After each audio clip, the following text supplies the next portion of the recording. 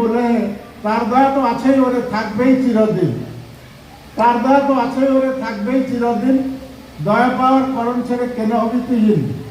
তার দয়া আমার উপরে আছেই, এটা ঠিক, কিন্তু তার জন্য আমাকে কিছু করতে হবে।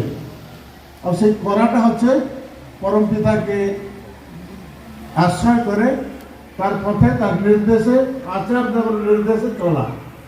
সেটা যখন পূর্ণ হবে তখনই আমার চলাটা সম্পূর্ণ হবে। পরমদয়াল পরম প্রেম শ্রী ঠাকুর জ্যোতি আশ্রমে বসে আছেন।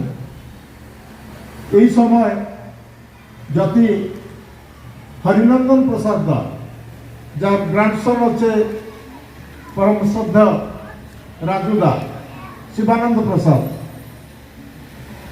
তাকে বলে আছেন পরমদয়াল শ্রী ঠাকুর, শুনেন, I am the